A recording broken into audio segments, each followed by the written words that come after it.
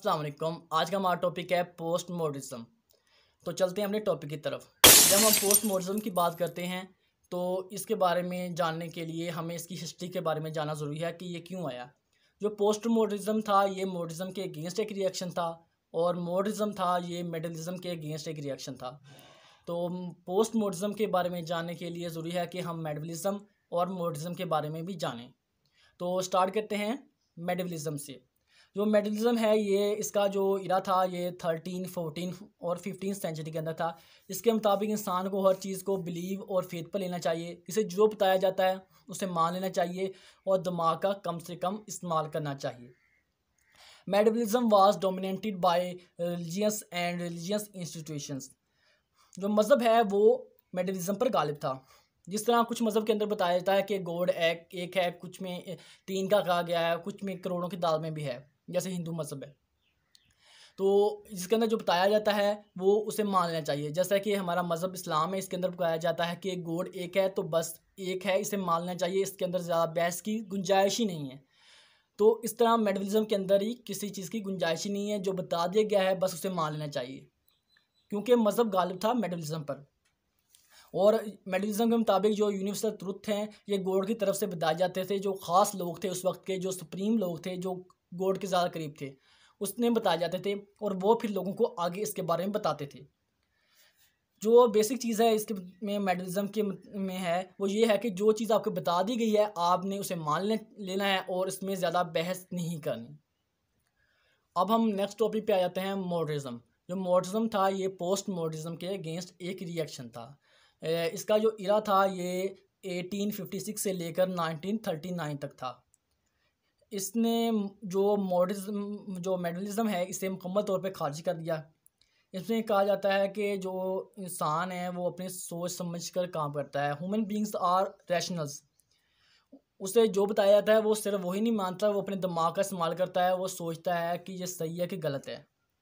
Human beings should enjoy their independent thinking. इंसान जो है वो अपनी जो सोच है उसे इस्तेमाल करता है और हालात के मुताबिक उसमें चेंजिंग लाता है।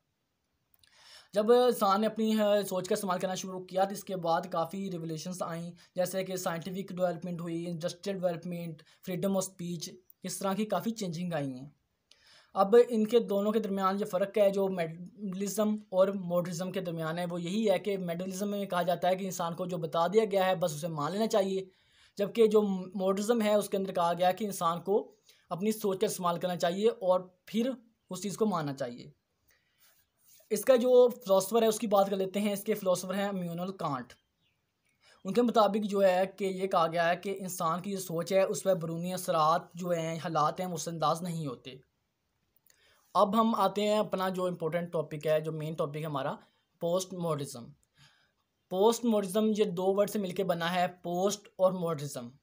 पोस्ट ये लैटिन वर्ड है जिसका मतलब है आफ्टर, और मॉडर्निज्म जो है ये मॉडर्न टाइम के बाद का जो टाइम है उसे कहते हैं। इस मीन द इरा और time period after modernism. Post modernism start from 1940। जिसका जो इरा है वो 1940 से स्टार्ट होता है और आगे चलता रहता है।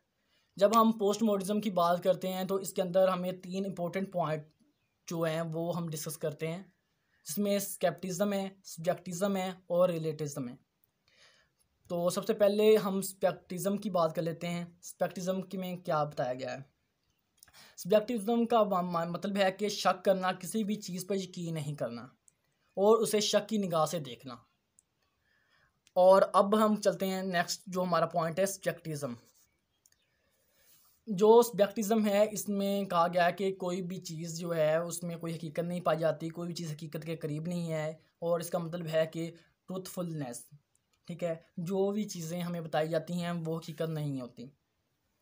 और अगला जो टॉपिक है इसका वो है, जो पॉइंट है इसका वो है रिलेटिविज्म। तो इसका मतलब है कि नॉट फिक्स, कोई भी चीज़ फिक्स नहीं है, वो टाइम के साथ चेंज होती रहती है। अगर एक जगह पे कोई उसका मतलब और है, दूसरी जगह पे कोई और है। ये time to time, place to place, person to person change होती रहती है। कोई भी चीज़, कोई भी बात हमेशा एक जैसी नहीं रहती।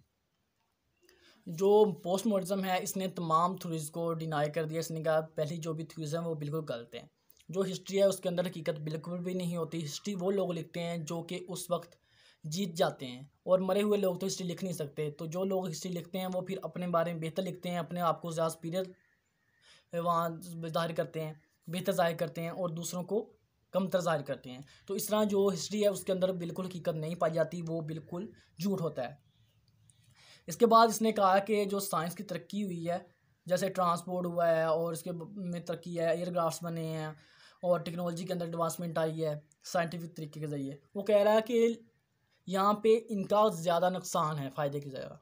जैसे हम सिर्फ एटम बम की बात कर लें, न्यूक्लियर वेपन की बात कर लें, जैसे कि हिरोशिमा और नागासाकी के अंदर भी इसका यूज़ हुआ है, तो इसने काफ़ी ज़्यादा तबाही मचाई है। तो अब वो तो बहुत छोटे थे, अब तो काफ़ी यानी कि टन्स के हिसाब से बने हुए हैं, तो उनका नुकसान बहुत ज़्यादा है।